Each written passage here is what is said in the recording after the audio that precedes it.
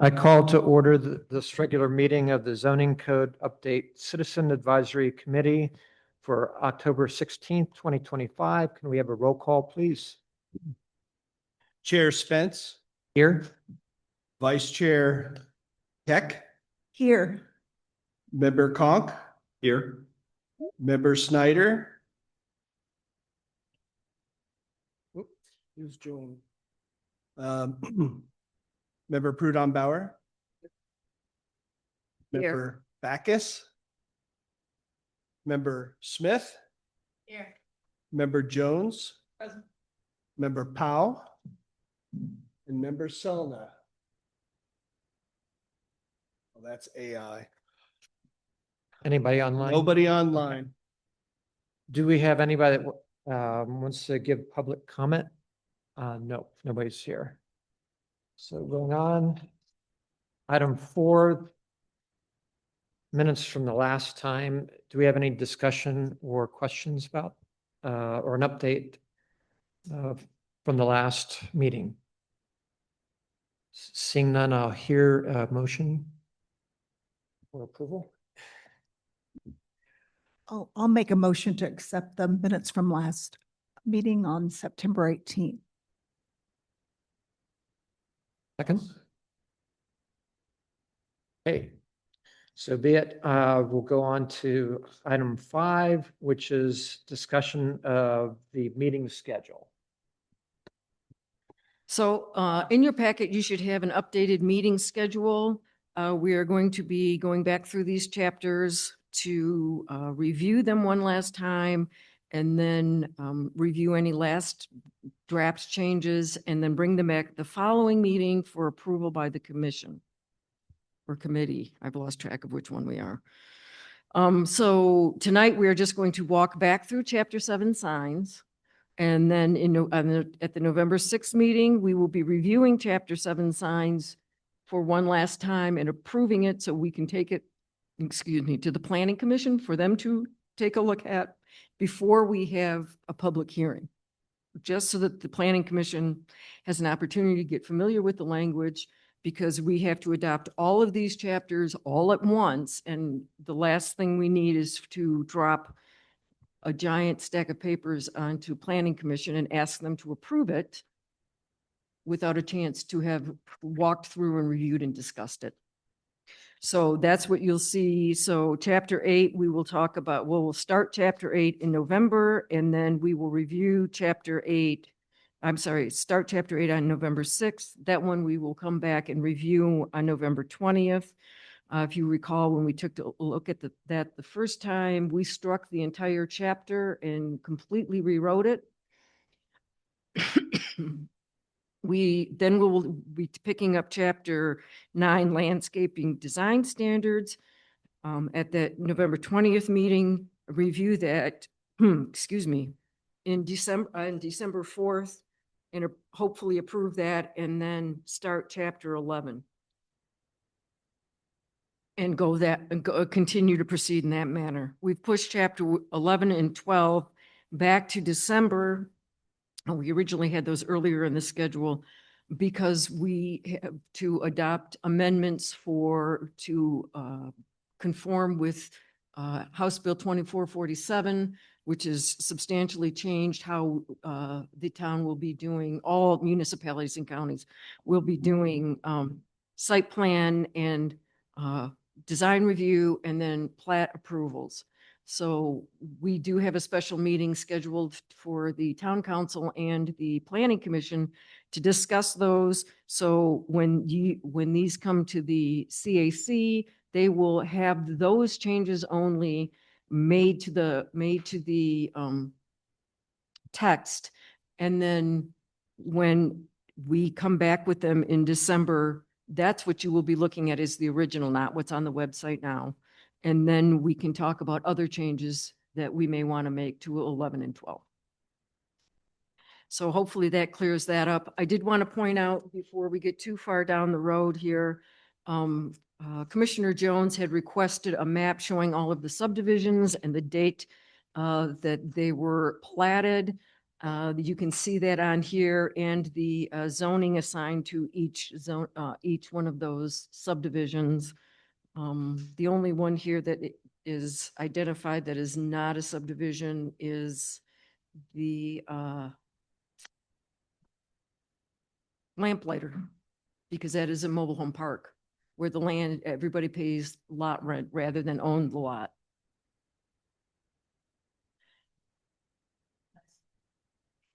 You can thank Gus for that. Is that your one? Thank you. Okay, that's all I have for that, and the rest we can address at the next item.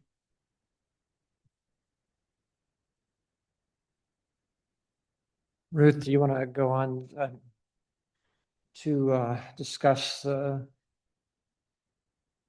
chapter 7 then, signs? Mhm. Okay.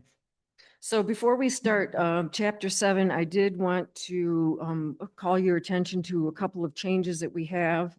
First of all, the original revision of chapter 7 was based on a previous version that had not been updated to include some text amendments resulting from legislation from last year. So what you have here, the map that is green, whoops, green map, is the political sign-free zone map. You can, it's different. Number one, it's green, and number two, there's no longer any signage along Cement Plant Road. I'm sorry, it is no longer a part of the political sign-free zone. So political signs can go there. We did add the town park, the town complex, and Selma Mangini Park. Those were not previously called out as part of the sign-free zone. And then you have 2 pages of text that as we hit these pages going through, we will, I'll explain how they fit into the version that you have.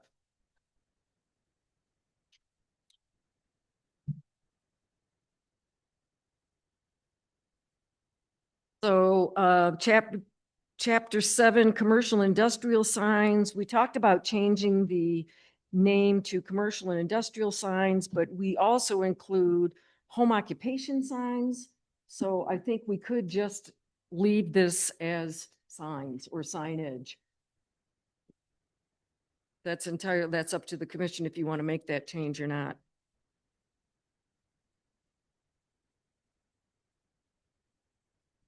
Any comments on? Straightforward, yeah. Yeah? All right, so signage.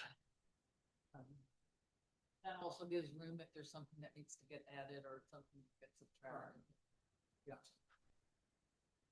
Okay, so going back to the original text, the original articles or subsections of this chapter are in blue. You'll see the new sections. Some of them are completely new language. Some of it is rearranged language so that it's consolidated in one area rather than all over the chapter. And then some of the names have changed. For instance, we're no longer calling them permitted signs, but rather permanent signs, and differentiating those from temporary signs and banners. That has been taken out of the permitted signs portion and made its own section. We also have the political sign-free zone map. That's actually existing language, so that should be blue. And then the rest of it is just, like I said, additions of language and relocation of language.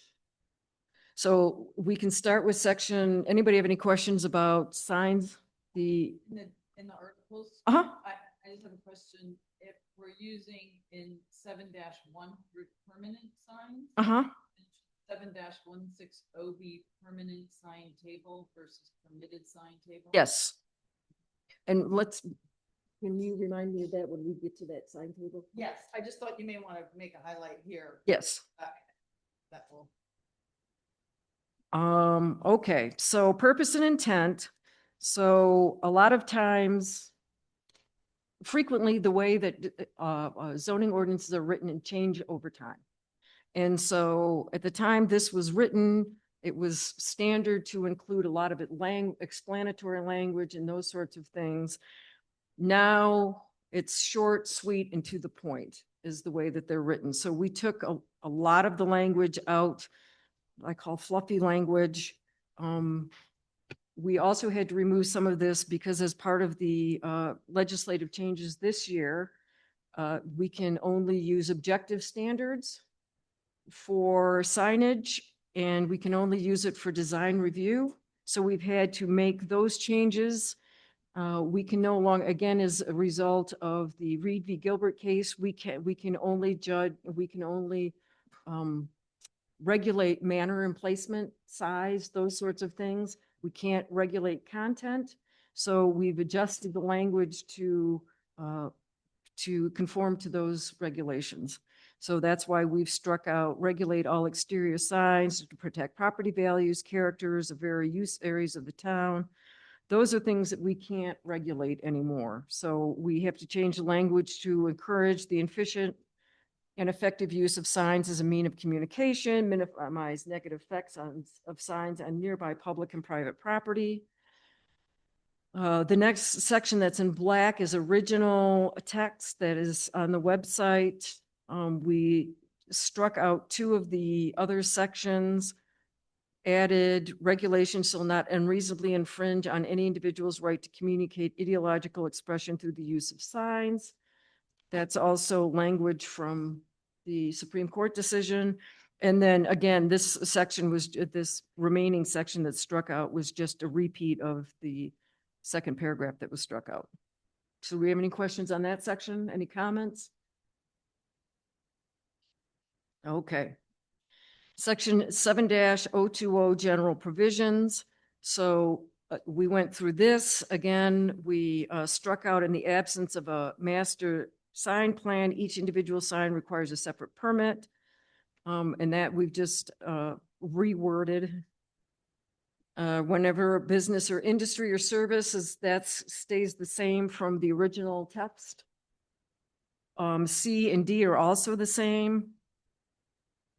Section E, all signs to be erected wholly or partially within the state highway right-of-way shall be approved and in conformance with any intergovernmental agreement between Town of Clarkdale and Arizona Department of Transportation. So when this was originally written, you had to have ADOT's permission to put signs up there.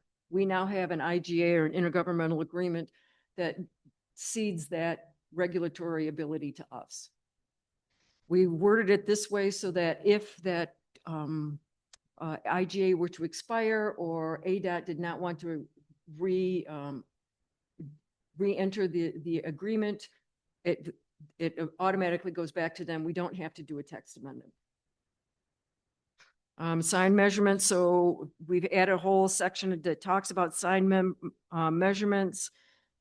We again struck out the design review board. We don't have that anymore. Master sign package. We deal with that language in another spot.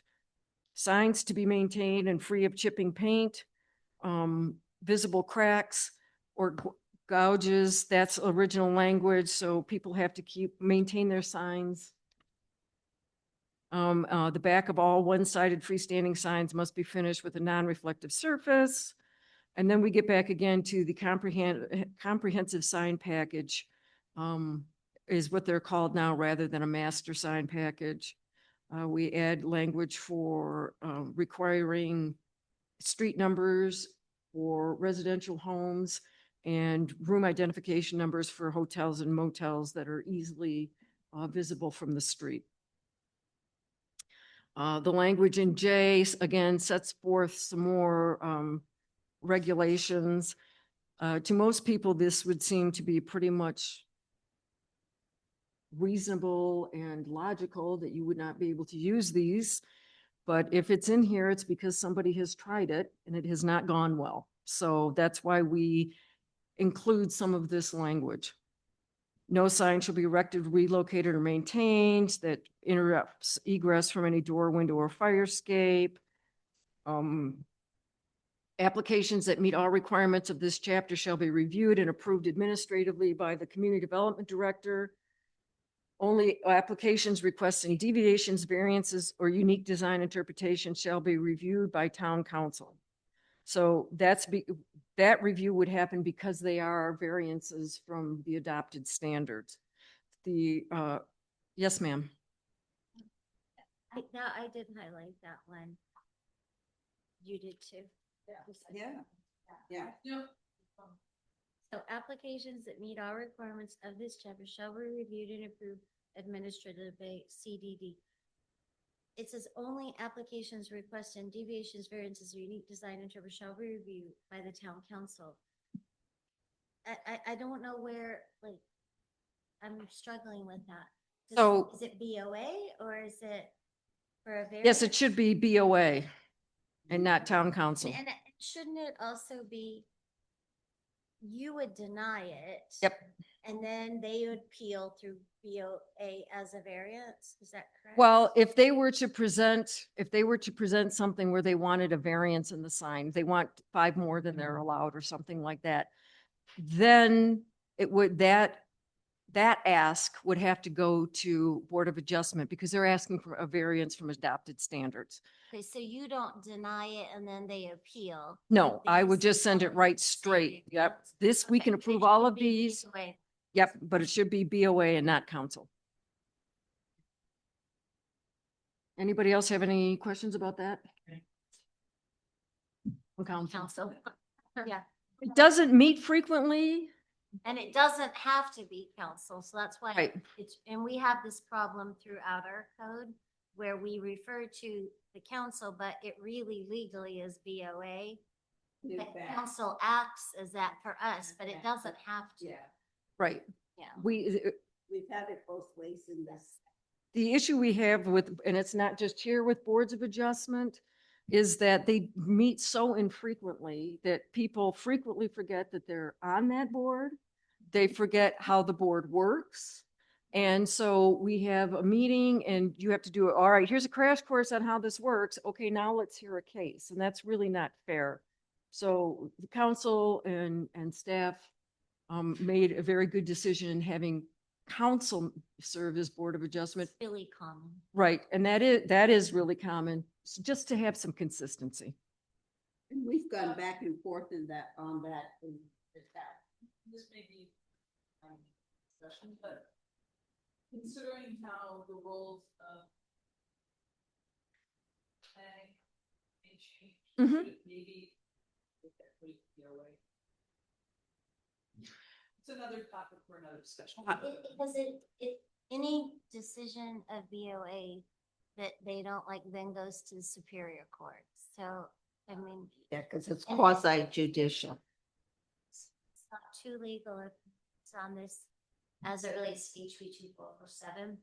Because now that most of this stuff is going to be administratively approved and it says you can't have a public hearing, we were struggling with BOA hearing these things because that is a public hearing. Right. And so we originally put it elevated to me, which, you know, I was like, oh no.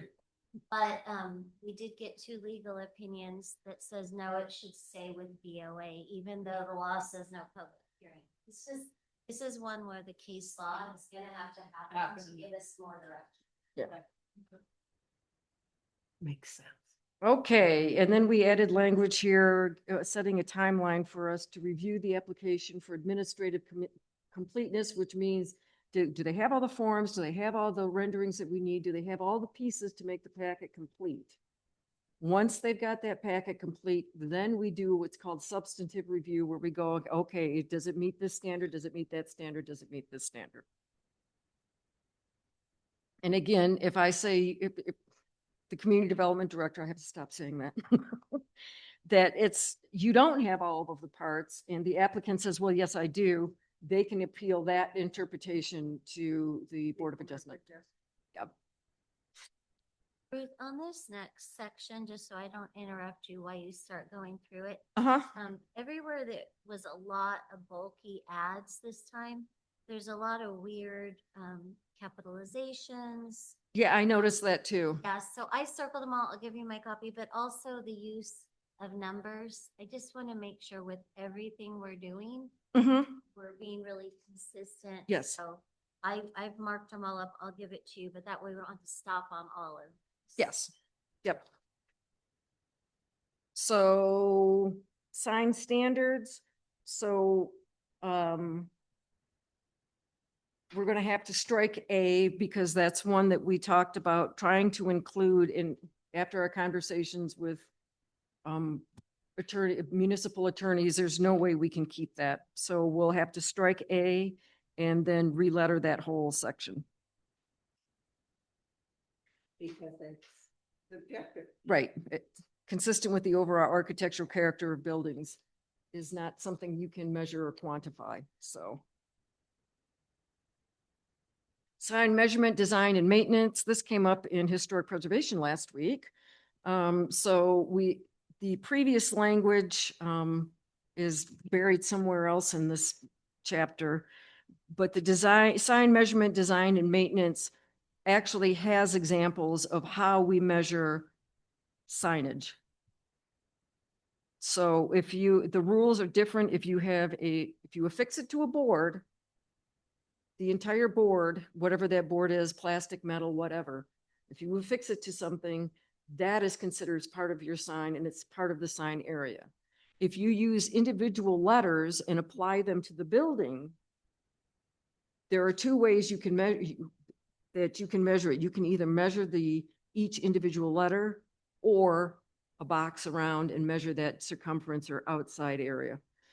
So what this does is say from now on, we'll draw a line around the perimeter of the sign copy, like you see in the yellow one, and that's how we will determine signage, sign area. No more measuring and figuring out exact dimensions. It's just because it's way too time consuming for staff to have to review that. Can you share with us what the concern was or the issue at HPC around this? Just that was not a way that they had seen signage measured before. Most people on HPC haven't dealt with signage really. So that was one of the things, that they were having a hard time understanding whether or not this was the correct way to measure wall signage.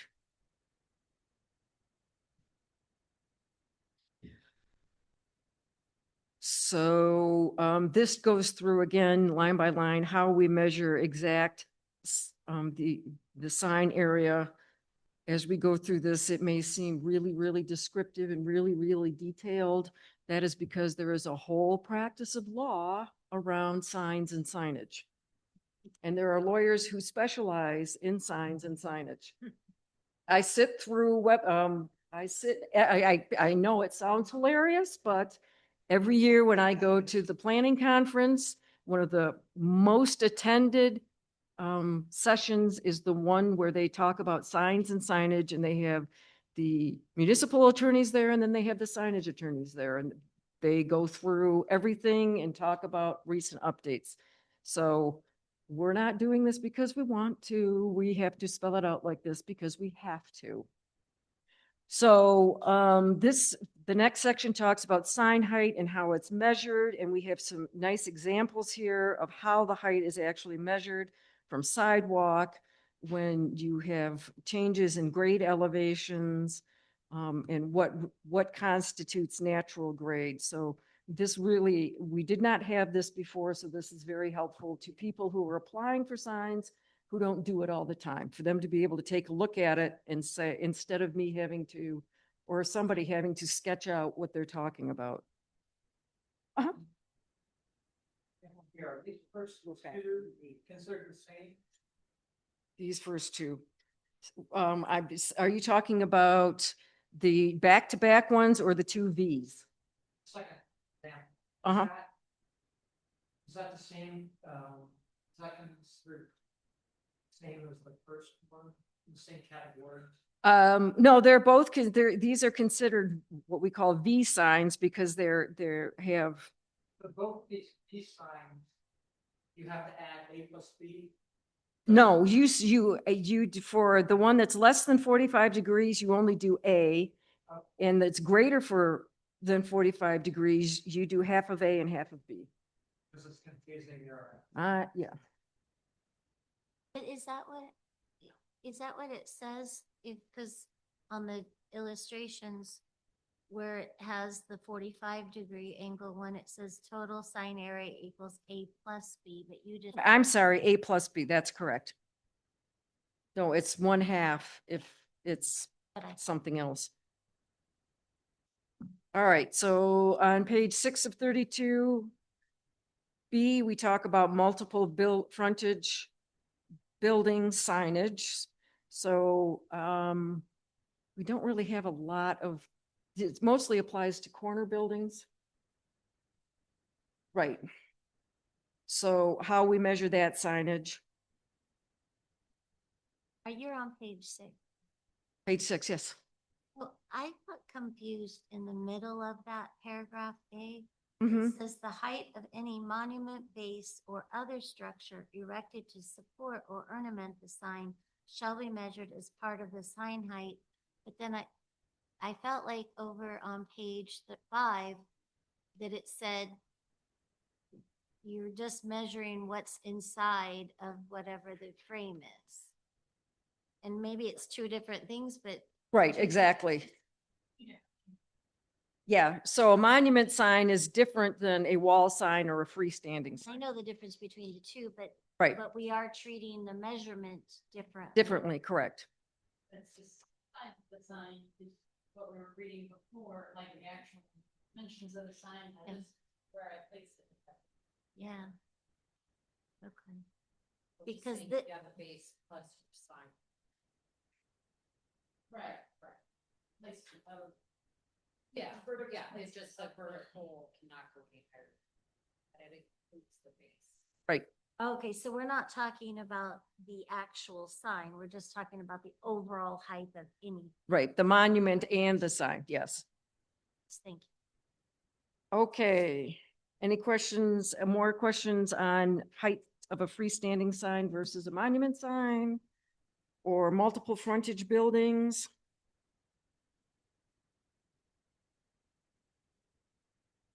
Here we have language again about maintenance and repair, just to make sure that this is all kind of together when we talk about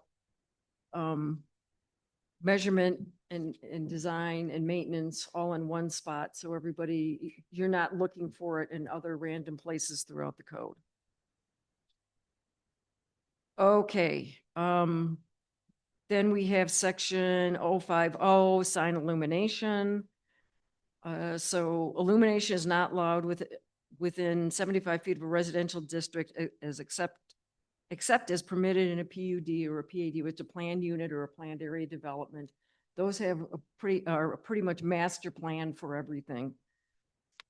So all light fixtures shall be partially or fully shielded. We talked about adding partially in. We just switch that because in the end of that sentence, you have fully or partially, not the beginning, you have partially or fully. So let's just, That- everyone- all right, we'll switch. Right, fully or partially. So we'll just move partially to behind, yep. All right, we'll switch that one then, partially or fully. All right, the other add to this section is translucent, section D, internally illuminated sign shall be constructed with an opaque background, translucent lettering or symbols, or with a colored background in lighter letters. The color of the background is not limited by this code. Then the next section, illuminated signs must be extinguished by 10:01 PM or close of business, whichever is later. Whichever is earlier or later. Typically, we allow signage for business to be illuminated while they're open, right? No,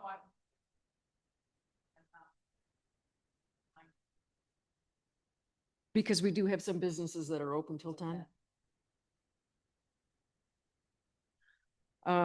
Signs shall not be animated or have intermittent illumination or flashing lights except emergency warning signs installed for traffic control, including signs that draw attention to speed limits, stop signs, fire stations, school districts, and similar governmental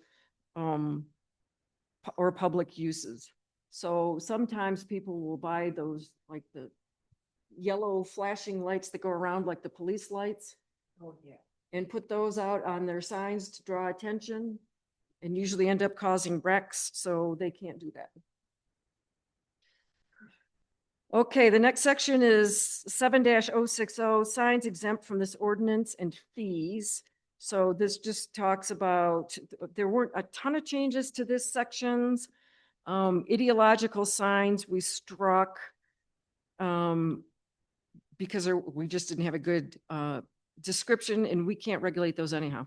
Before you move on to Uh-huh. the page under C, I just want to make sure I understand this. So if I make the name of my business like a permanent part of my building, it doesn't count as towards my sign counts? Right, so if you have a cornerstone, or like the older buildings used to have signs created out of brick, that doesn't count, You could have it plus a sign with your business. correct?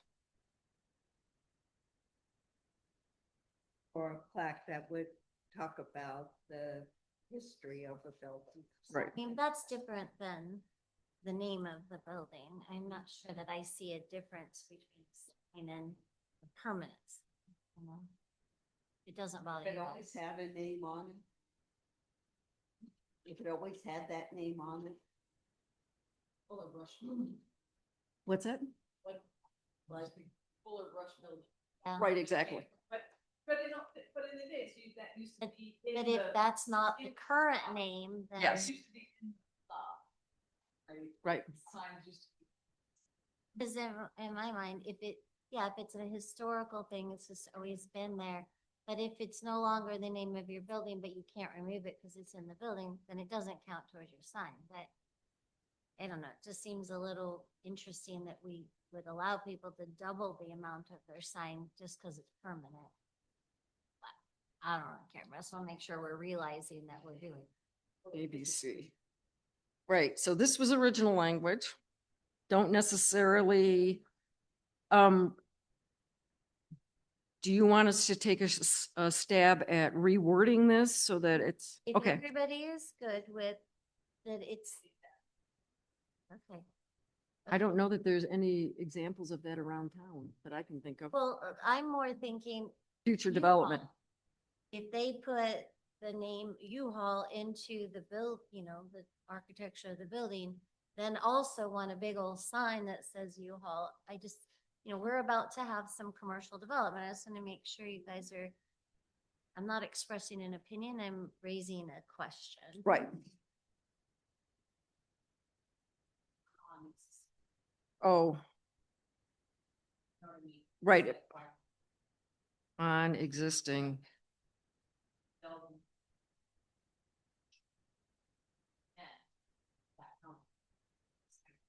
Well, I feel like it would. Right. But not according to this. right, you're right. Clover. Right, Clover, come up to the table. She keeps trying to hide. I You could forget you come- guys don't hey, have hey, it. hey. Come up here where you're closer. This is Clover. This is Clover. I didn't have it on the agenda. She's a senior planner. She comes to us from Cottonwood. We're very lucky to have her.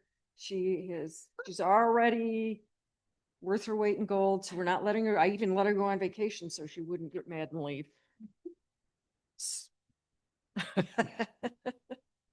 And if you have plants that need help, she's your girl. Indoor plants. Right, indoor plants. Yes. Welcome, Clover. Okay, so we're on to C. So yeah, let us tweak that a little bit for next time. What do you guys think? If it's, apply it to U-Haul or one of these other new businesses, are we okay if U-Haul does the whole big thing that says U-Haul and then has a U-Haul sign? I mean, what you thought? I don't think we should have new businesses doing that. It makes a lot of sense for the older buildings, the structures that we care about. And I'm trying to think of anything Oh, yeah, the museum right here, yeah. Okay. And we actually had down in the business district, it's not letters, but it's actually a date. That's built, that's actually, yeah, it's in the building. That's sort of like a. Is there a manner in which we could control what that facade original building? Because I mean, it's neat to walk down New York Right. City and see the cornerstones and say, oh, that's the old such and such, right? I wouldn't want, and especially with our historic nature, that would be cool to continue that legacy. I mean, granted, most of our buildings don't have it, but in 200 years, if, you know, some of them did. But- Right. But there's a true concern for U-Haul and you, For new buildings. well, and to have it doubled. I mean, it's one thing to mark the original owner, the original builder, the original architect. It's another thing to utilize it for signage. So let us play with that language. I think everybody agrees that they would. Oliver's suggestion was really good on, That's like, I mean, I would say. Yeah. Anything going forward, I mean, rookies, then that will be probably. and we have been lucky, but I mean. One of these days we won't. Cities and different, you know, it's- any Mhm. little hole you Hole. get,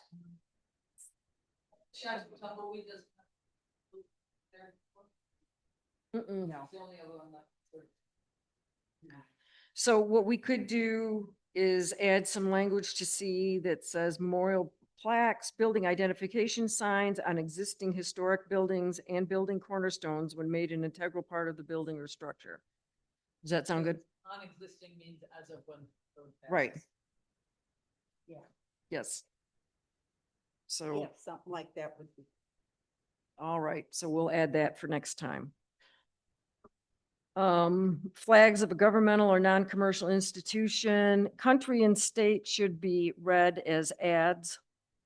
The original text just said school or fraternal organization. oh, I see.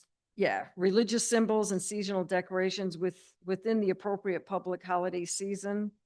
I don't know that we can do that. Uh-huh. Yeah, sure. Yes, because we have a nation within our. Yeah, so we'll just sneak tribal in between state and school. All right, thank you for that catch. Yes. Yeah, I think E should, I just. That's, I mean, somebody who's a Christmas nut wants to have it up all year long. and, Who am I to say no? yeah. You want to have a snowman? Around the neighborhood. Yeah, I mean, I think it's in it, when we say within appropriate public holiday season, which holidays? Right. Right, and do I want to send Bob out to sit where somebody, That's right. to issue a citation for a snowman? No, I don't think so. somebody wants to put something up for some other holiday that. Right. Not a traditional public. Right, Yeah, exactly. So I think this one's gotta go. Yeah, I mean, somebody wants to put up a sign, a flag for Pride Week, that's fine, have at it. I don't care.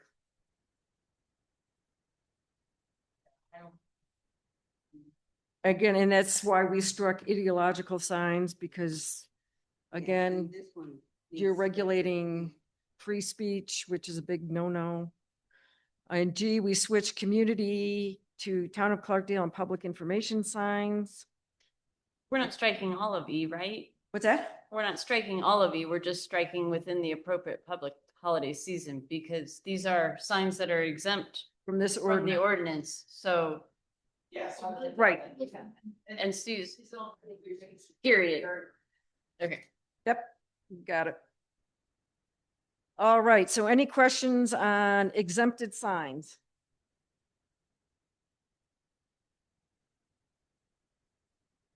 Prohibited signs.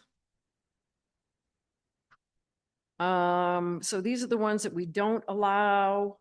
Animated signs is except as provided for in section 7-140. I believe that's the new section.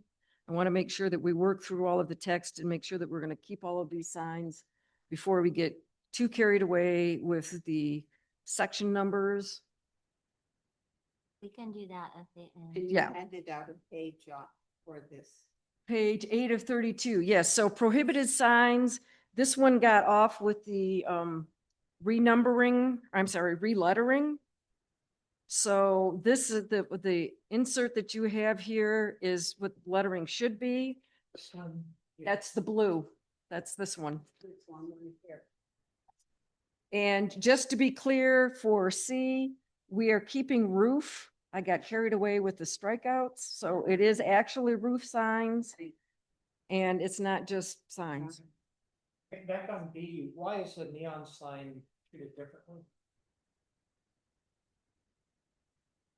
Because neon signs typically flash, right, or click or flicker. That's typical of those signs, so we can allow that, like they flash on and off, open, open, open. This was ages ago, and the desire was to not like, if those streaming things that go across the front of the building, say, you know. Oh, right, with the dots, Yeah. Yeah. Like A message sign. right, I think they're like the scrolling message boards. Thank you. Okay. Right, you get those, can flash. All right, so roof signs, so again, this is just substituting for what you see here in prohibited signs. N was struck because we had that language elsewhere, and then if you continue on, we do pick up with new language, L and M. Should be on H, which was G on the first copy. Oh, see, even I got off. But on that one, should we, add garages? I think we talked about that, actually. Yeah, I think I mean, it's Sure. come up, so, and it's kind of, Yep. this is what I mean. You can- Right, exactly. Yeah, if we do that. Yeah. Right, you Right, can't tell me right. now. It's wall signage, not anymore. All right. So now we're on to section L, any sign which is structurally unsafe constitutes a hazard to public health, safety or health, not kept in good repair. So all of that's condensed into that section. And then inflatable displays except as part of a local event on public property. So none of the orange men with the hair that goes straight up and the waving arms. Yes, Uh-huh. I recently received an application, I haven't approved yet, but it's a company in Clarkdale, a home-based company that does balloons as decoration. And recently I did see something on a sign on 89A, didn't know what the rules were on that. That's allowed or not. It fell into this inflatable display. Yeah, those would be inflatable. So, On that M, is this, I'm trying to go back and figure out if we're in a section that talks, is this commercial? But like, what if just for Halloween, you have an or Christmas, Halloween. you have an inflatable Santa Claus? It's not a sign, but this just says inflatable displays. Or, Yeah. we could just say seasonal decorations. Well, we wouldn't recognize it we would not regulate it on private property, Okay, that's what I was trying. right? So if you want to have a, blow up vampire in your front yard, you can, Got it. but you Thank can't have the orange man waving his arms. Thank you. Okay. Any other questions on that section? Comments? All right, section 7-080, non-conforming signs. So this is where we get, so every time you adopt code, you will have signs that do not conform to the new code. And those are obviously non-conforming. And so when we adopt these new codes, any signs that are out there that don't conform to these new standards are automatically non-conforming signs. So that's why we, uh, we have this language. So if you have a sign right now that does not conform with the existing code, we can cite you as long as it was not non-conforming from before. And this is why we keep track of all of this stuff. So if you have a sign right now that is not in conformance with sign code, that is a non-conforming sign, and you do not get to carry that non-conformance forward. When we notify you that your sign is not in conformance, you have 30 days to bring it into conformance. So that's essentially what this says. Legally non-conforming is when we adopt the new code, right? And you have a sign that is mounted, that does not conform with the standards here. So you have a wall sign that is individual letters applied to the wall, and they're spaced way apart. And so now the area of your sign, if we measure a box around it, is too great to meet that maximum sign standard. That is a legal non-conforming sign, because when that was installed, the regulations were different. If that sign is damaged or destroyed 50% or greater of its area or value, then you have to replace it. Unless somebody comes up with a hammer and smashes it, kids, vandalism does not count. Wear and tear. Wear and tear, if the letters start falling off the wall, then you've got an issue. Then when you replace that sign, if the business changes, then you have to bring that sign up to current code. So that's how non-conforming and legally non-conforming signs work. So that's what this section addresses. And we talk about that. If you look at the first section for non-conforming signs, we have struck that language because it's not really descriptive enough to explain what a non-conforming sign is. And then the same with the legally non-conforming, because we are making substantial changes to signs and signage, we have this language in there to clarify that just because we've adopted new code doesn't mean that Carrie's got to go change all of her signs. So that's what this section is. Okay. Number one is there a hyphen in non-conforming? There's places where it's hyphenated, there's places not, so it just should be consistent. I don't. Yeah. No. No. How's that happen? Yeah, there's just, then, two, there's a dash still, so. Yep. Under legally non. Okay. And then, What's that? I think people say legally non-conforming. I think that's. Right, legal non-conforming, yeah. Saying, should it be legal? Yes, I I've think we heard just change it to legal non-conforming because that's how we call it. But I do think the common thing that people say is legally non-conforming. The common thing that people say is grandfathered in, which is not a legal term. I don't, So but. grandmother, whatever yeah, I don't know we why just- grandpa's up to no good. Whatever we do, let's just make it all the way through. Yeah, and I've got Yep. a ton of these. it's not in this. And then on, under legal non-conforming for one, Mhm. should it read, a legally non sign which is destroyed or damaged to the extent more than 50% of its net worth, comma, at the time of damage, must be reconstructed except in conformance with this code. Instead of shall not be, it just sort of is a negative in there, and I was just trying to make it. Yeah. To a positive. Yep. I think Clover has that language. I almost called you Piper again. Yeah, it just felt like a negative, and I was like. Anything It else? must be reconstructed in conformance to this code. Constructed or shall be in conformance.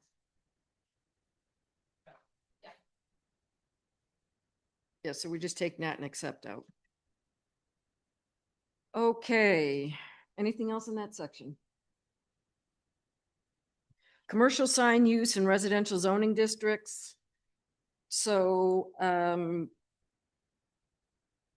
bed and breakfast these are typical use of what we have listed here, are typical uses that you would find in a residential district.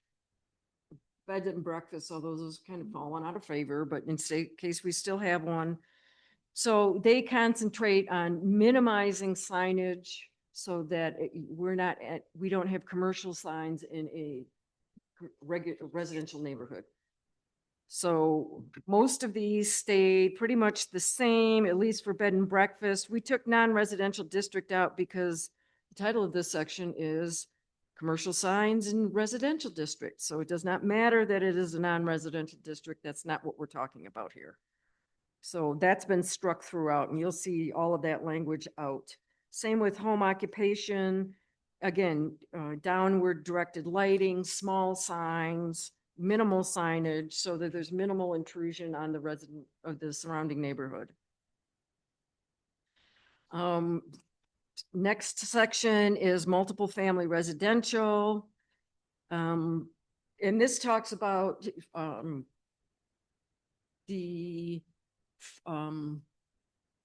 what are those apartments, Gus? Copper Mountain? Copper Mountain, right. That's a multifamily project. They would be allowed to have 3 signs on their premises advertising. So each entrance, if they had 3 entrances, they could have a sign at each entrance. So that's what that is.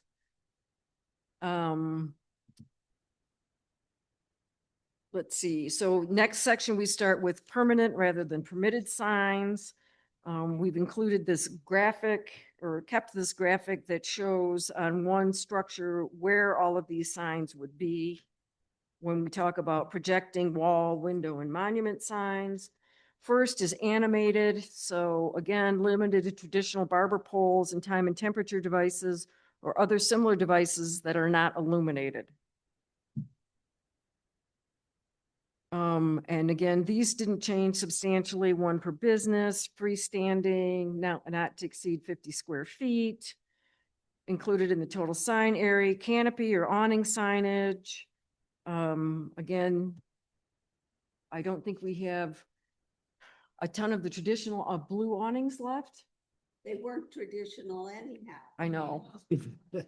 They're traditional in the They were left over from a theater set. No, that they were canvas, they were modeled after traditional canvas awnings, not that they've been here forever. So, but we do have new awnings being installed. Smeltertown is a good example.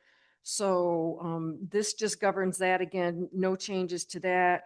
Freestanding monument signs, again, these are the regulations that govern this. Off-premise commercial signs. Frankly, it's an oddity that these are still allowed. No other jurisdiction that I've worked for has allowed off-premise signs. Right, They did. right. Yep. On-site commercial information sign. So section E1 is approved and reviewed and approved by staff out with planning commission during review of a master sign plan application. On-site information sign shall not contain advertising script or symbols.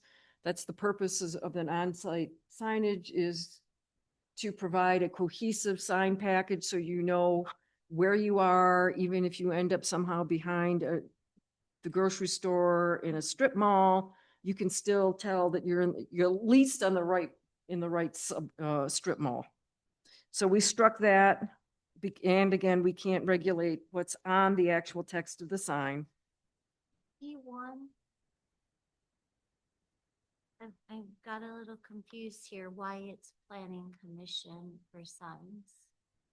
Right, we have to strike that. So we originally struck design review board and substituted planning commission until 2447 was approved, right? Now you're gonna put, an approved by staff During, design review process. we can do that during the review of a master sign plan. I think that would be better. So if Just- if there's any change, they're gonna have to change. So we're gonna say design review. This doesn't go to a public body. Yep.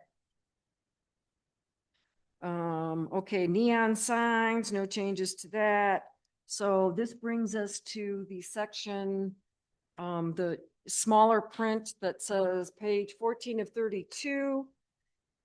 So it appears that we started this section after council approved the language that was required for updating the political sign language, but before it was codified. So what you're looking at on this page, on the additions page, starts with section 2. So signs may be located on private property. The confusion starts with the subsections A, B, C. So the language that you have on this loose page, the substitute page, replaces the A, B, and C and adds D, E, and F. And then the language for section 3 was changed and the language for section 4 was changed. And then we added a section 5. So when this comes back to you in November, this language will all be in here, just like the other section will all be, the letters will be all straightened out. Hey, Ruth. Mhm. So can we just, Stop on this one for a sec.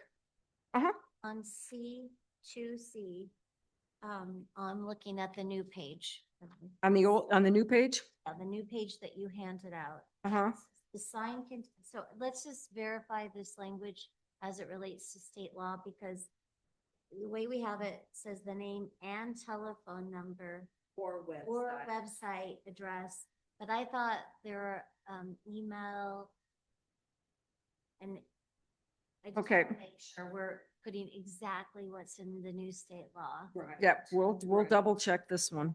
We went round and around on this when we did this, and I. feel Yep. like email might have been there. Yes. And it kind of makes it sound like you need a name and a telephone number or a website address, Right. but really it's one of any of Right. those, right? Yeah, so I just think we need to work on the wording. Let's match what's in state law. Yep, so we'll go back and make changes to that. Okay. It seems like we make changes to political signage every time there's an election. No. They just did the Yes. last one big time. Maybe it's my imagination, but it seems like that the sign-free zone thing was not that long ago. Maybe it was. Okay, so section H, portable signs. We added central business district, commercial industrial districts with the following restrictions. These have all pretty much stayed the same. The only thing we changed was the deletion of K for off-premise portable signs are not permitted. And then no that re-letters from there on, K is now what L used to be. So those are re-lettered. Projecting signs, that's all pretty much stayed the same. This has worked well, so if it's not broke, we're not gonna fix it. Subsection J, public information, we struck not including political signs because frankly, political comes before public. And now that we have this other section, we don't really need to identify that public information is different than political signs. Real estate signs, we can't really do a lot about regulating those anymore because you have to regulate. If you have to read it to regulate it, it's content based. So the only way to tell if something's a real estate sign is to read it. And if the content tells you that it's a real estate sign, that's content based regulation. Right. Sign walkers, we don't have a whole lot of leeway with sign walkers. The legislature took care of that for us. Special event signs, we did do a little bit of tweaking to this. Banners and other temporary, we had sings. It should be signs. And then placement in the public right of way requires review and approval by the town. Subdivision advertising, directional and identification. Hold on, Oh, sorry. fine, girl. And I'm sorry, I was trying to make sure we hadn't pre-read this, the political sign new one, so I was still reading that, so you got ahead of me, but on H, portable signs, K, did you just address this? And I apologize if I missed what you were saying, but it said you removed off-premise portable signs are not permitted. Right. Thought we had a conversation about this library and other, there was something about this in the meeting. That's why we took it out. We had it at the last time when we talked about it, so we're going. You're not gonna allow them to do, it. Okay, I just wanna make sure. Oh, No, we are going down. We're taking it out. Right. This says off-premise portable signs are not permitted. We're striking that. So now they are permitted. So I thought we were just gonna put off some, are permitted. Gus, can you check and make sure that there's no one that's trying to get into the meeting? Okay.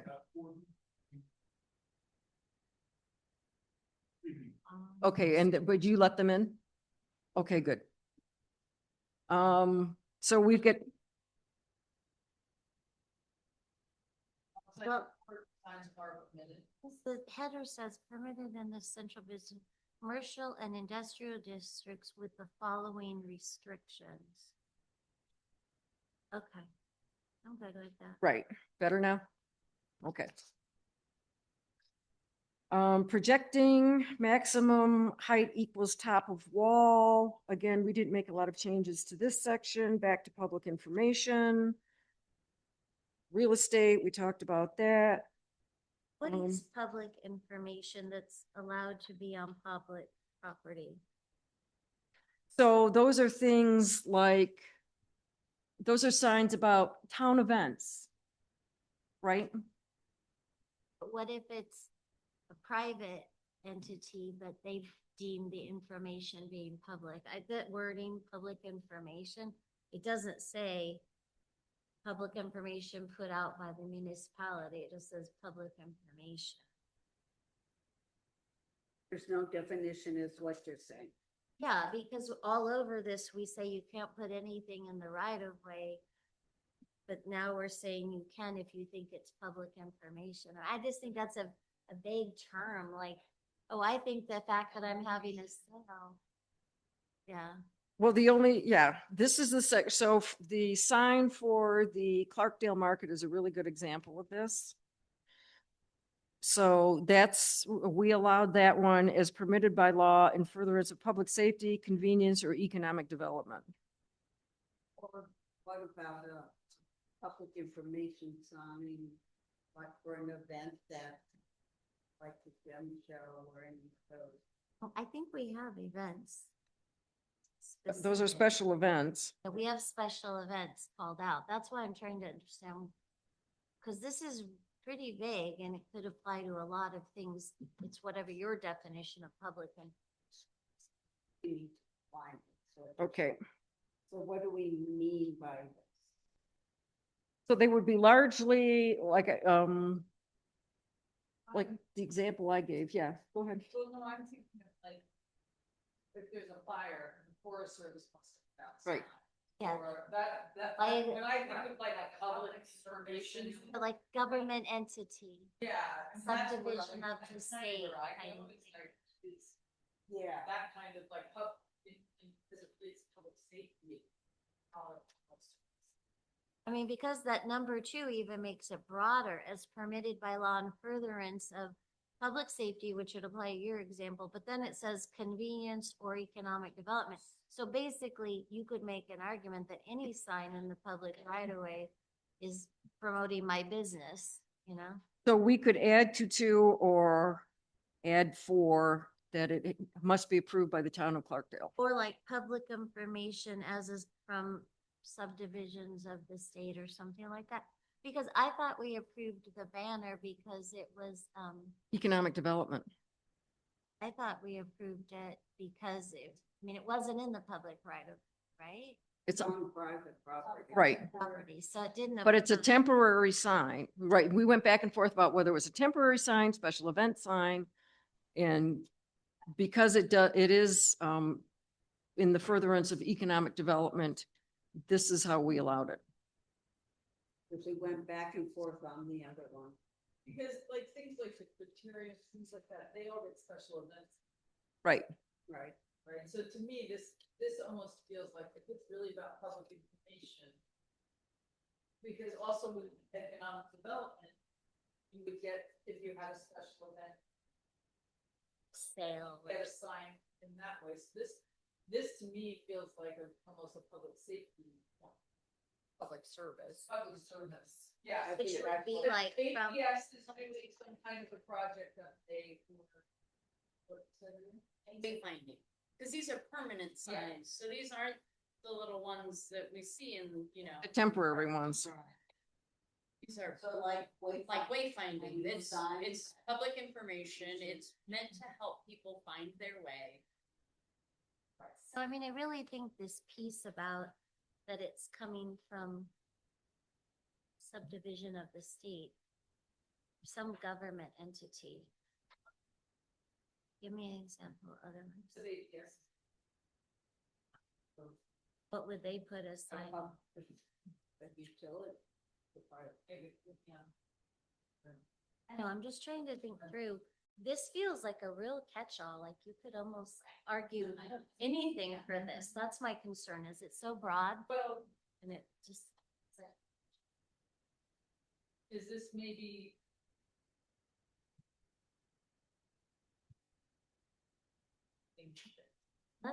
That's exactly where I was headed. I feel like we have so many other categories. I don't know.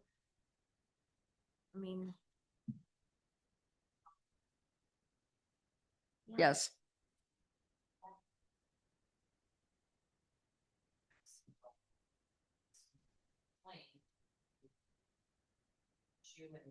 Yeah, these other things, have a portable working on.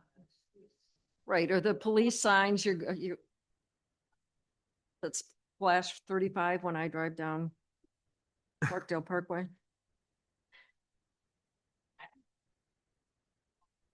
I agree. I Much th- others would be, I think this is gonna cause more trouble than, yes. Then it's clear. Sorry. Yeah, so I would take it up. line? What did you say, Laura? A problem looking for a solution? Yeah, I would take this one out. All right, so, No, well, solution looking for. there you go. A solution looking for, right. We'll just take that Yeah, section. none of us. And Right, that's something maybe does. right. So we'll take J out and re-letter. No, that's okay. Come up with the reasoning. Hey, I'd rather do this now than, No, we're fine. yep. Why did we remove real estate? Because you can't regulate signs based on content. If you have to read it to regulate it, it's content based. Sign walkers, we talked about those. Special events. Portable and temporary signs may be used to advertise the special event and must comply with section, whatever we end up with the number there of this code. 4 portable and or banner signs advertising the event are allowed. Unlimited number of directional signs are permitted. Directional signs may be placed no sooner than 12 hours before the event and shall be removed with 2 hours after the event. I think that's a wee bit restrictive. We're just thinking of like cleaning up the meeting park. When we get something out there, 2 hours. Yeah. And do we have staff to send out after 2 hours to make sure it's all done? What about by the, 4 hours. by the next business? Right, 24 hours. Day, The mi- Just keep it 12 and 12. Yeah, 12 and 12. that's good. Hours after the event. But still, it's all. Okay, back to banners and singing. Advertise the event. Placement in the public right of way requires review and approval by the town. How is that going to happen? That will go through town, that will go through staff. No, how is that going to happen on these special events? Are we going to tell the applicant they have to give this approval? Because we don't now. Yeah, we can add that to the, We have to put some mechanism in Yeah. to get this because we don't know it. add to special, yep.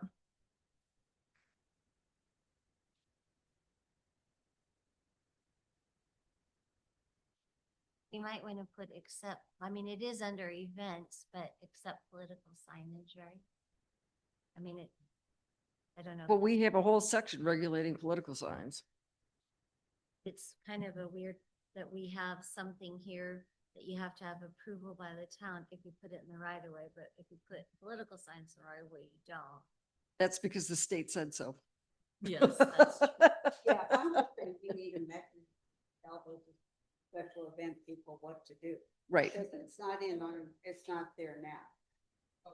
yeah, so we'll let Joni know to add that to the,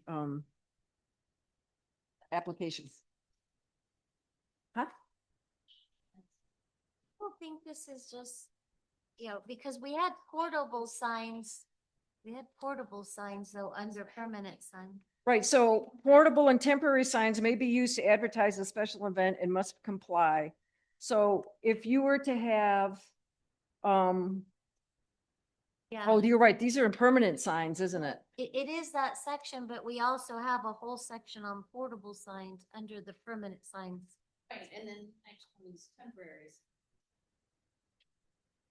So temporary, so this should be in the temporary sign section. Well, and also the portable signs should probably be in the temporary. Yep, There should be, and all of those things should actually be triggered by a special event.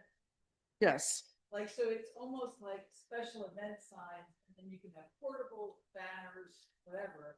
Because somebody shouldn't just be willy-nilly putting up signs, right? Well, There we should be a do now. trigger- there should be a sign, but there should be a triggering event putting up signs. There. Hold on, like, Ends. Right. yeah, that's, that's a terrible sign. Yeah. I would just move the whole section 8 on portable signs. And what was the other one? Special events and sign walkers, all this stuff should be under temporary signs. all And right. Political signs should be under temporary. Absolutely right, Virginia. All right, so temporary signs and banners, we will move portable, I think. special events, They're not permanent. and political.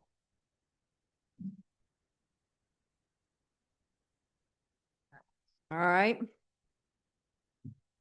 Is anything else that anybody wants to suggest moving to temporary signs and banners? All right. Turn back to the right page. On page 18. I think so. Okay, I think we're on page 18. Page 18, good. Yes,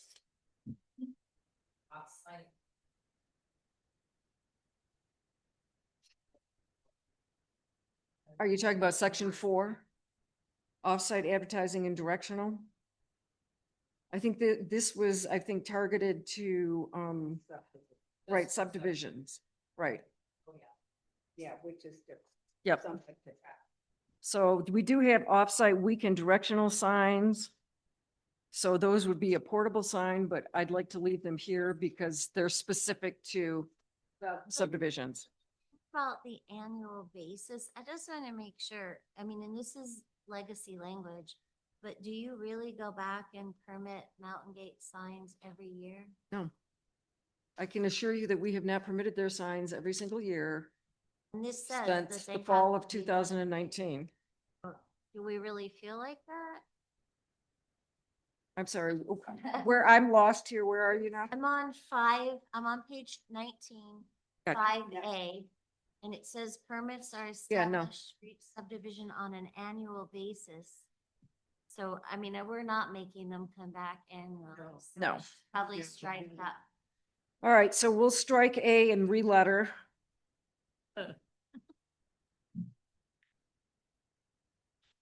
Um,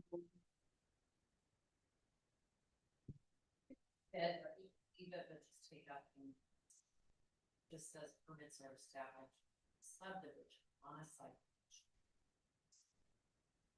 Yeah, we'll just take out annual. Right. Yeah.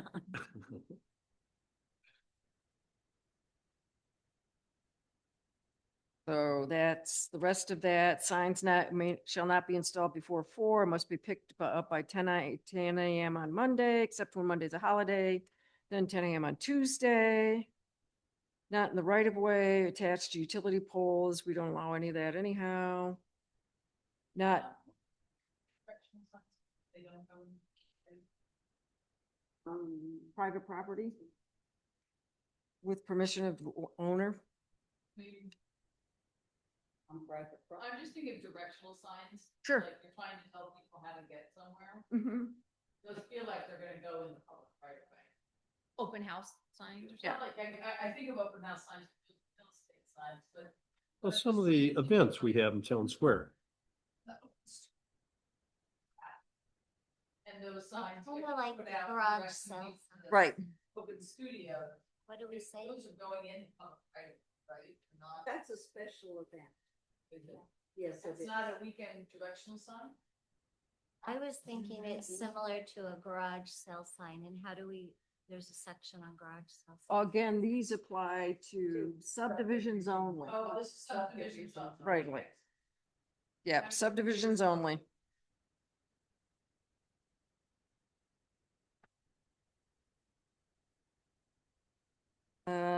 Anything else on that section? So you asked about garage sale signs? So I was correlating garage sale signs to what she was saying. Yeah. All right. All right, so wall signs, one per approved wall area. Approved wall area per definitions is a wall facing a public street or containing primary public access. Wall signs have to be on commercial. They do not have to be, they can be. Only because I can see somebody now saying, well, I'm gonna put on the garage, I'm gonna put a wall sign on the side of one of our houses. We had signage on garage. We had somebody put big giant sign. Sign on- House for sale. Houses for sale on garage, full sides. of It garage. definitely was not part of the subdivision. Yeah, I'm positive.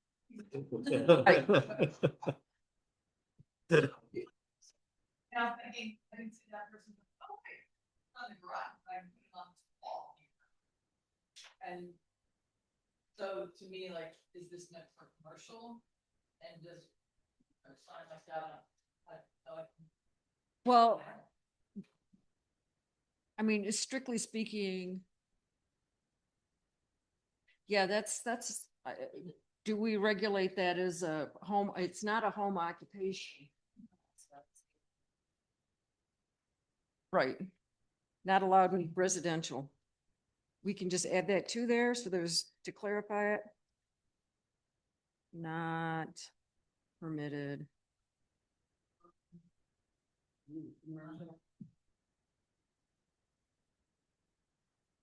In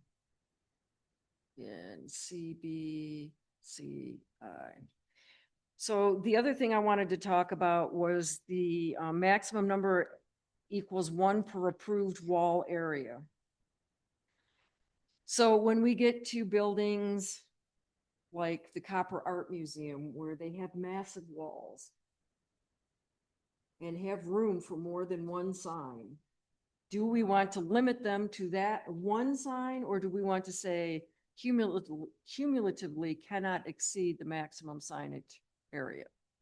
Do we want to limit it to one sign? I always think it should just be the cumulative. It should be just Yeah. limited, They it's use fair that. to everybody. And I think there's a fairness issue, partially, because you don't say that for a small building. Right. But you're saying it for a big building, I'm not sure that's I think that's pretty subjective on that point. So do we, You need to everybody be agree? consistent. Joe, did you have something? I can see the wheels going.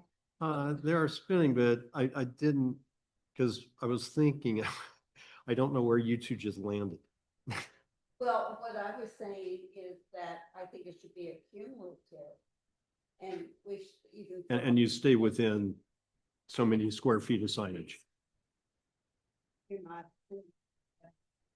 And that's common in many communities. Yeah, So it's based on, So like the windows 50%. I don't know about that. I don't know how. to take the percentage. You only have so many square foot. right, You don't have so the area, but whether you decide to make one big fine or two smaller. Fine. Right now, we're saying. Yeah, that is. That's so why I thought why cumulative. can't see that then our big ones. right. Why not, as long as they're staying within that max. right. You want to limit Yeah. the number? I'm saying, You wanna limit yes, the number of exactly. signs? Yeah, Just the square footage. It's so you get 1.5 square feet of sign area for every linear foot of frontage. Front. frontage. Right. Who cares how many that is? as Right. long as it's- So for instance, the Venus tree can only put up one sign and he can't, so under this, they get one wall sign, put up one sign on the front on the wall that says the Venus tree, and he can't say, brewery, kitchen, If you cooking wanted to classes, say all of what- those kinds of Yeah. things. He can't do, under this, he can only put one sign up. So once he puts up that Venus tree, he's done. He can't put up anything else. And I think, while I'm all about not having cluttery signs, I'm also about having successful business. And I think that that's something, this is gonna interfere with And that. That one sign could be all the sign. It's size in it. Right, It's exactly. like size in it. If you made that a smaller sign. Right. you Then could you add have, a sign. you have ability to put some. And It is- he also can put and I'm just using this as. an Yeah. Right. example. He can also put up window signs. Correct. Yes. Right, so he could do the one big one and. But like when you look at that side wall, Right, that's what I'm envisioning, that. right. Yeah, the one I I'm see not. him wanting to put whatever things he puts in there as call outs. Right, exactly. So we'll strike. No, he's putting the 2 original windows back, Yeah, that's why. which is going to Historic Preservation Commission shortly. Yeah. Yeah, Yes, Separate frontage. right, he gets on both. right. So we'll take one out and renumber that section. All right. Whole next section, yard sales should be, I think, moved to temporary signs. Yep. Don't disagree with that at all.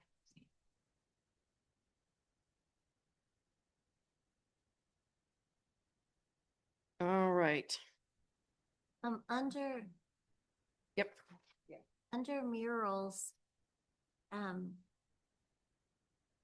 do we need to have something that excludes the name of the business or, I mean, I'm just worried like murals, it doesn't give any parameters.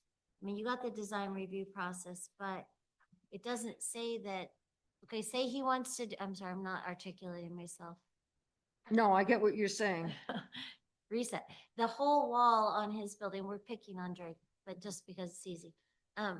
What if he put the Venus, whatever, as part of a mural with a bunch of Venus flytraps or something? So, Would be promoting the business. well, Yeah. that's my point is not, I don't see anything in here that really Clarify. says that you can't hide your sign within a mural. Can't advertise your business. Right. But I, for example, I would.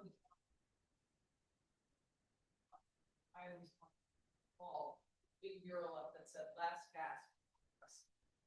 Right? But that's a sign. But, right, Yeah. and is that, or can that be an artistic mural that says last gas? That's my point I right know, there. That's is that's what I'm saying. Right here, you have a big sludge fund here of how do we define a mural versus a sign? And I think it's It would super be a slippery sign- slope. It would be something not promoting a business.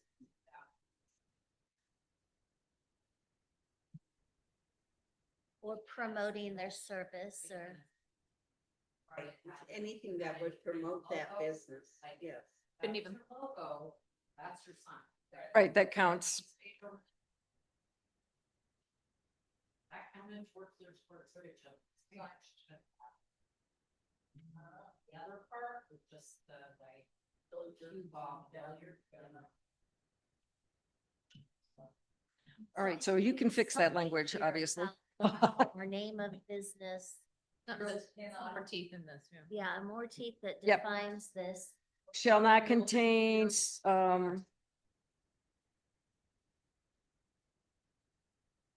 Advertising, business. Yeah. When we say proposed design. So that's very. Design, I'm not going to approve it. Well, we know that design review is now at administrative, or it will be in January.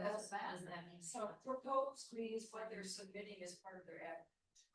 So, and there will not be able to be, ooh, I don't like the content, or ooh, I don't like the way it looks. It will be, does it not have whatever teeth we put in there? Does it not have the name of the business? Yeah, and this is icky. By saying, design review, not what is existing. Are you gonna make them go for design review? Well, they would come back. Yeah, because the mural will be new. We need something in here that gives you something to say, no, this is a sign, this is not a mirror. Yeah. So murals do not contain business name, motion of product, logo, Anything. phone number. Well, rather than say that, we could say any inclusion of shall count towards side maximum sign. Yeah. Yeah, something like that. So if you wanna put number one foods, you wanna put last gas to Prescott, right? That counts as part of it. That's what I like. And you could, but it is a sign, then it's But not then a it- mural. Yeah. Okay, I think, Murals are supposed to be kept up with nice, so that's, Shall be maintained. yeah. Yeah, somebody just started getting it. and you know, the murals, it's hard because people wanna put naughty things, and, I mean, our ability to, it's time, place, manner, I mean, it's. Well, naked ladies and stuff like that. I mean, trust me, we had a lot of murals in Padre. Oh, I'm sure. And we all wanted them to be whales and dolphins, but no. Back with that.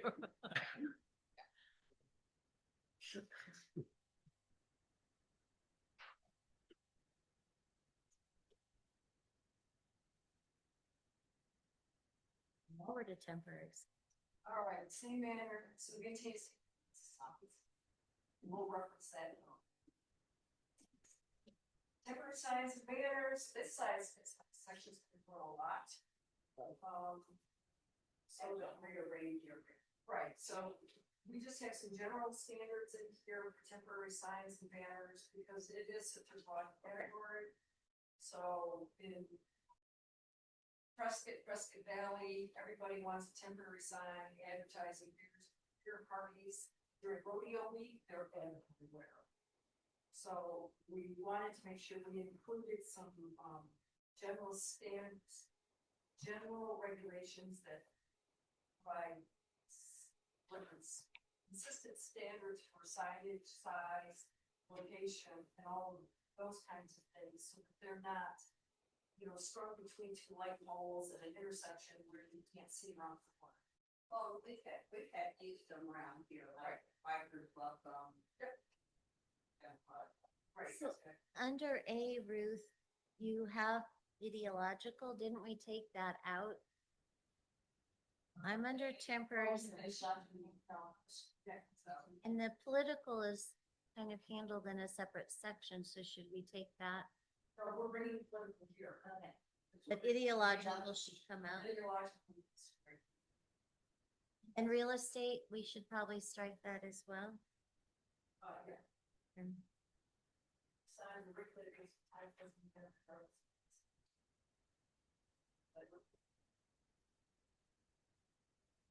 Okay.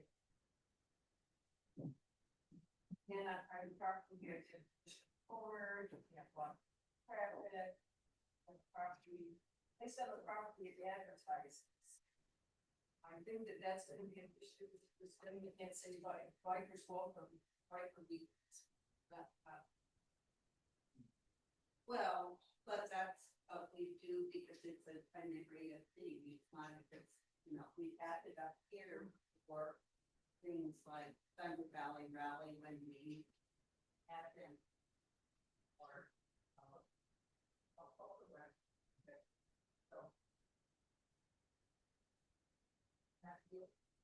So it doesn't have to be placed on the property it advertises, or it does? if it's supposed to be placed on the property and advertised. So Carrie wants to put it in front. It says I can. I approve. was gonna say, Like, you it's just, just talk about, you know, when you advertise on the beer, that would be fine. So here we have, and I had this question last week.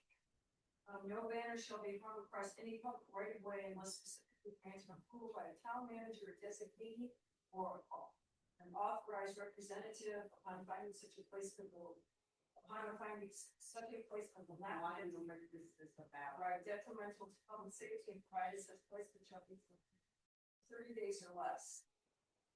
That's about putting a banner across Main Street. For what? Well, there was a time then we used to put banners for events across me. They had to go on to private. This just allows us to explore it and do it if it works, but if it doesn't work, then we're not gonna do it, so I think.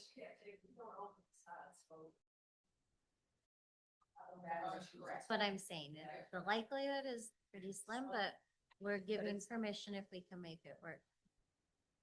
Yeah, Yeah, they have a.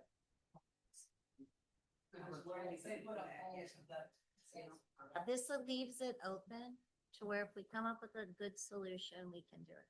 But under duration, I just want to make sure we realize it says up to 30 days per calendar quarter. So that means a third of the year, the signs can be up.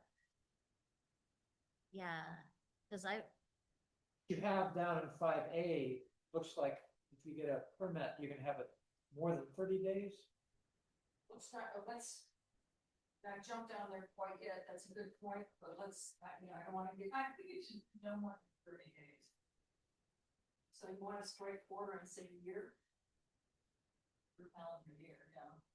This would be good, then you can do an extension for another week. Okay, so I think, Let's talk that one through. yeah, Because if somebody's, they were having an event, we would want for building owners agree to put a banner across. You don't need something up more than 30 days for that event. But you're saying they can only. I mean, I get it, I ran that's possibly. Get monthly. I have the idea of this, maybe get a quarterly sale. For 4 times, yeah. You only have to do one permit to put up 4 times a year for. Quarter periods, you would only do one per. But, so that's kind of like asking, but I know where I come. Yeah, but a lot of, yes, well, I'm gonna change it where it's at 30 days. You can extend it with another 30 days written permission. Class has to be approved, then after that, you want another one.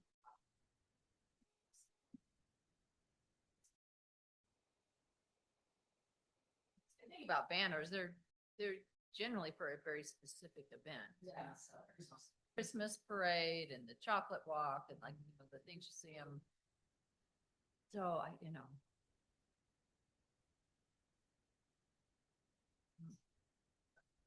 I think that it's, so. I think that this is specific enough as to private business, right? Private business versus, again, public event. but yeah, why should, Well, because I think that if you're talking about public events, you don't wanna look at it for a year. No, that's what I'm saying, it's right there be big. Right, no, I agree with Yeah. that change. I'm saying we don't wanna limit it so we do, you know, Yeah. Halloween, Christmas, St. Patrick's Day, and Fourth of July, and that's it, no more banner signs and crosswalks. That's, I think that's, No, I don't read it. Yeah. No, I don't read it that way, so if. Yeah. Criterion. Criterion. They wanted to put a banner up for 30 days saying the criteria is like, Right. put that up, and then next month, you know, Oktoberfest could put one up. Month of July, it could be 12 opportunities essentially. right. Minimum of It 12 just says opportunities. that particular sign Yeah. can't be up for more than 30 days. Temporary sign, let's say, property tax, tell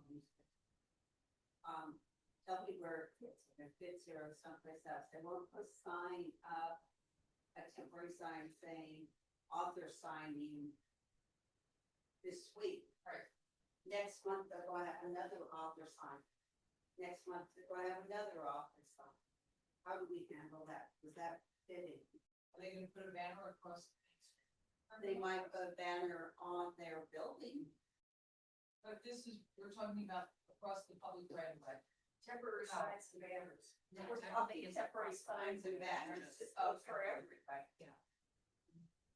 So that's what I'm asking is that's what I'm saying is, because Okay, they might do that, I'm not saying they are, but that's what I'm saying. Yes, you got it right. And is there an exception? Because I've had a banner down at Third North for I don't know how long for my grant requirements. I'm gonna have one up at the cemetery for months. To abide by. I'm just saying, The reality is no, but is there a way to, Could we use the same one for stuff to go down? So maintain. the other 30 days there, your question. I mean, we do have to be careful. If it's up all the time, now it's part of their signage. And so are we Well, maybe they just put it up, just that, for a couple days, yeah. And so we're saying they can only do it, up to 30 days for that. Yeah, this is a little. this is a little quirky here because it could be that they have more than 50 different things coming up that they can, you know, and I'm picking them out because I'm probably really different things. So they want to be. What did we have for portable signs? I was gonna say, they use portable, they use Yeah, apron. Yeah, we had a whole. Right, Yeah. and there's a whole section on portable signs. What they But it's moving over here. I know, but I'm saying, how could they do what you're asking? And I'm trying to find a portable signs because that It should could be, be a means to address that need is. Up to 30 days per event. Are we still on these? Yes, we're still on split iteration. Up to 30 days per event. But I thought we said.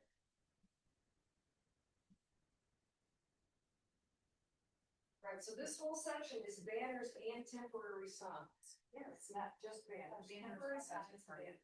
Okay, but if you go back to portable signs, which is gonna be moved To this sections, seems like, there, it has a lot of stuff about, I don't see anything.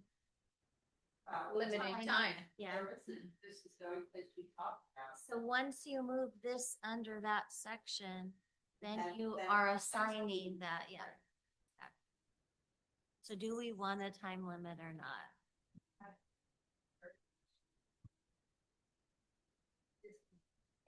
Legislation will put a time limit.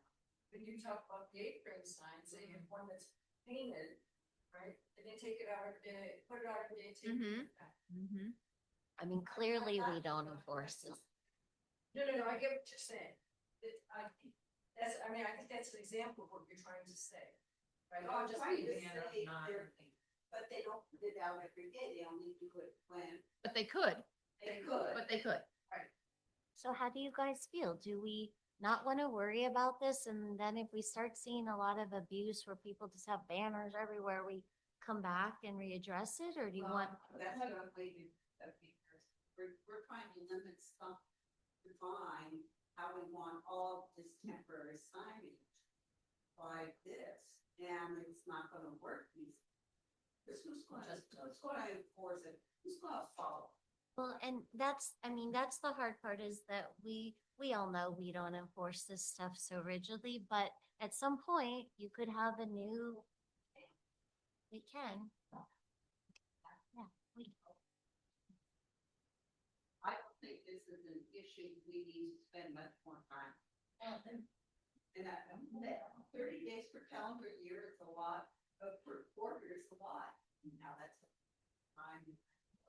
So what? But the sandwich boards that we're using as an example aren't the extreme that someone could use. A commercial or industrial has 32 square foot temporary sign that they can take in every day.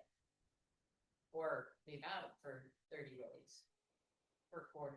Actually, I think it's fun, just throw everything. So what is your recommendation then? Take out any time limit that they can just have them whenever? We might feel.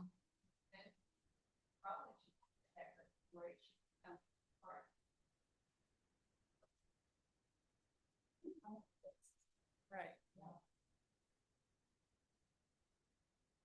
So in this case, so, yeah. This is per quarter.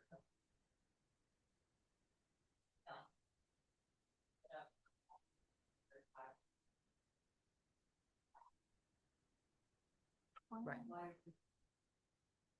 Well, It's the same I- as the 50%. right, and that's it. And do we care? Because then it's just a sign. Then it becomes a sign and that's, I think I would be reluctant to take integration out just so I can't point to look. You have it up for 30 days, it's been up there for 6 months. Yeah, or you need to put your sign from it. That's. Well- But it can also, you can end up with a situation where other businesses want to put up another banner and somebody else has already got one there for how long? I understand. But one to be more restricted. I think that's fine. So for a calendar year, It says per calendar quarter, so I said I don't want it anymore. That's how how I I said that. Let's leave it, again. It's not that big of a deal. Moving on. All right. Extra sign square footage for commercial users. So. Wait, I'm sorry. Oh, I'm sorry. Back, of all the things that you've now added, put into the temporary signs, none of those to be eliminated? Under number 4. So everything, I forget everything that we put Yeah, in there. we may have to go back and read it once we move everything and take a look to see what this might mess up. Then I have a question on this 5A. Something about, it looks like a loophole where you can get, if you have a permit, you can have more than 30 days. Or place for more than 30 days.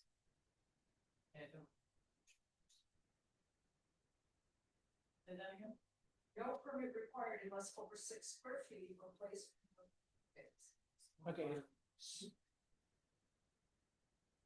Right now, saying that it's. What's that mean? We jumped the shark, I think it's something. I would trust you guys to go back and take a good pass, all the work. Well, I think we do need something because if it's over 30 days, we need. Right, I just got it. I think also temporary sign.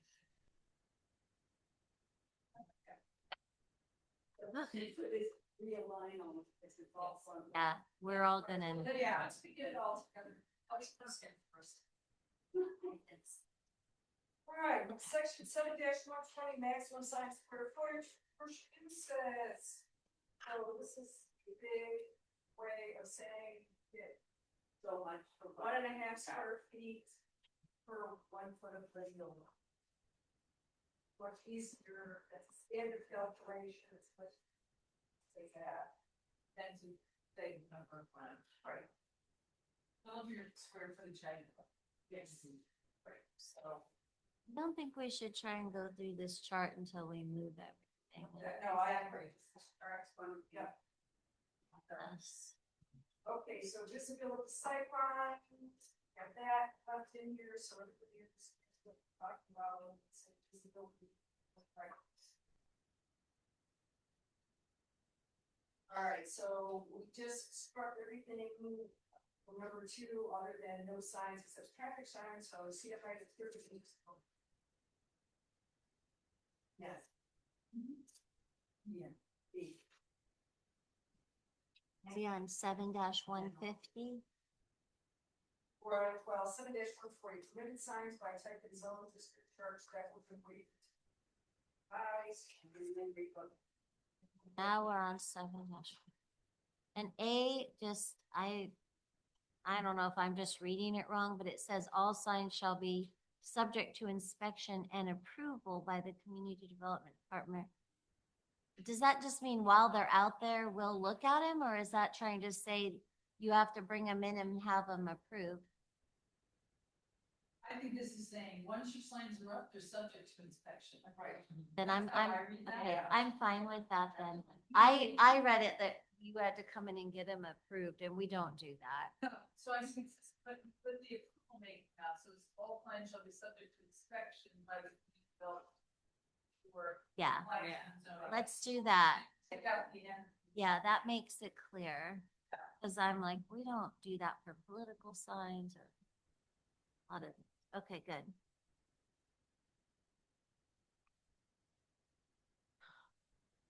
All right. Enforcement. Did you hear that, Ruth? We're taking the words and approval out of A.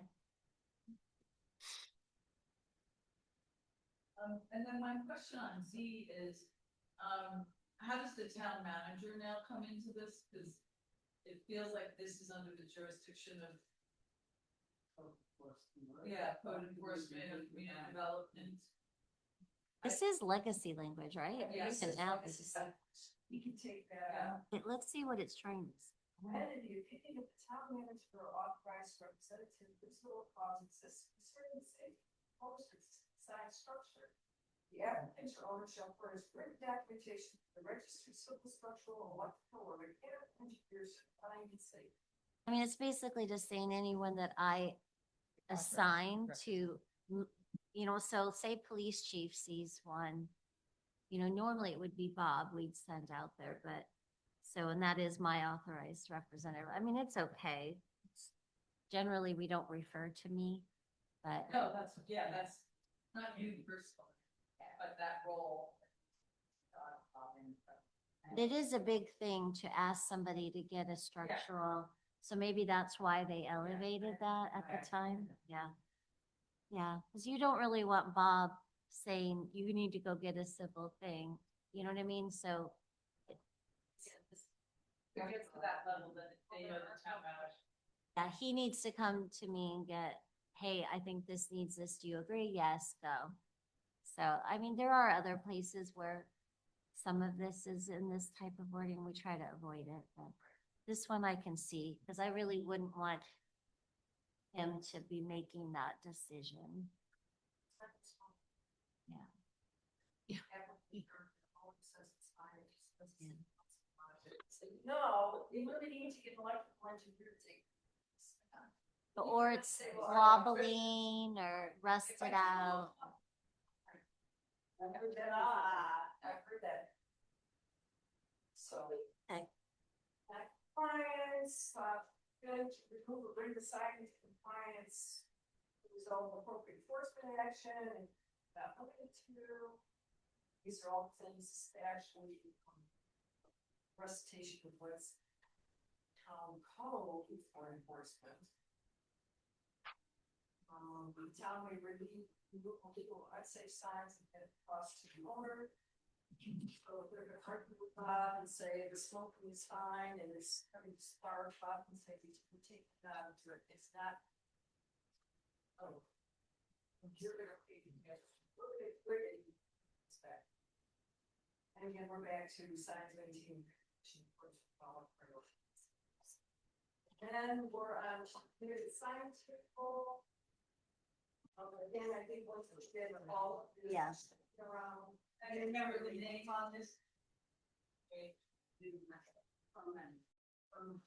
Permanent signs, I guess. But then it should be under permanent signs, not under temporary signs, because right now isn't it under temporary signs?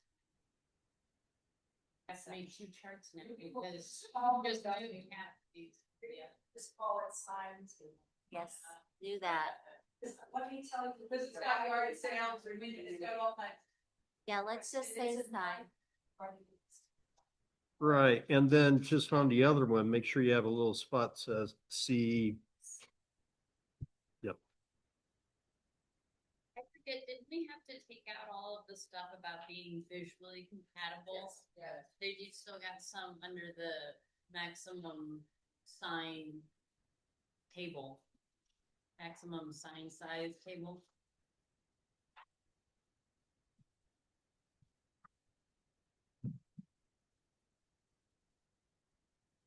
Oh, yes. Yeah, I thought it was very. Right. Yeah. Where's that? So all commercial signs except the temporary signs are least better. It's under the Page chart. 23, underneath the the sign table, the table of management's report. It says including requirements, all signers shall be visual spectrum with village. Taking into consideration for the lot of sign, which so we can just strike all, everything after section 11. Is out. That. So we'll take all that out. And that raises. Is it? Is this? Anybody have any questions? Okay. Great. Okay, anybody have any future agenda items? Chapter 8 will be next. Okay. That one, like I said earlier, if you recall, was a complete replacement. So that entire chapter has been struck and we will be adding all new language. Okay. Right. I'm not going to be at the next meeting. We'll get the packet out. Yeah, we'll get the packet out as soon as possible on this one. And it's all Clover's fault. I was late because she went on vacation.